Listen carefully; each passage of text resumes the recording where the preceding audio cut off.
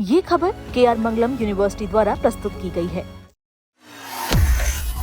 सावन का महीना शुरू होने वाला है और इसे भगवान शिव की आराधना के लिए सबसे पवित्र समय माना जाता है। ऐसा कहा जाता है कि इस दौरान भगवान विष्णु योग निद्रा में चले जाते हैं और पूरी दुनिया का संचालन शिव जी करते हैं। ऐसे में यदि भक्त उन्हें प्रसन्न करने के लिए कुछ आसान उपाय आजमाते हैं तो उनकी सभी मनोकामनाओं की पूर्ति हो सकती है। भगवान शिव की पूजा शिवलिंग रूप में की जाती है और सावन में शिवलिंग का जलाभिषेक करने से विशेष फल मिलता है।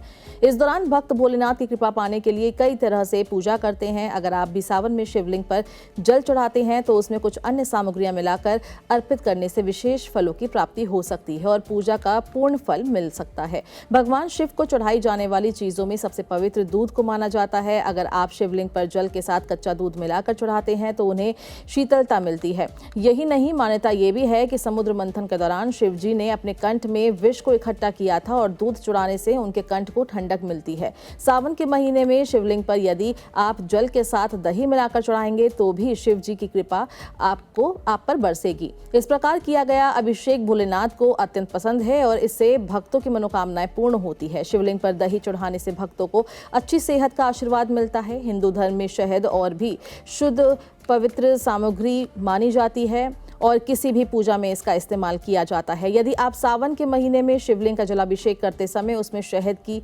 मिलाएंगे तो पूजा का पूर्ण फल आपको मिलेगा। यदि आप शिवलिंग पर जल अर्पित करते समय उसमें गंगा जल की कुछ बूंदें मिलाएंगे तो यह अत्यंत शुभ माना जाता है। इसमें शिव पूजन का पूर्ण फल मिलता है और भक्तों की मनोकामनाएं भी पूर्ण होती है।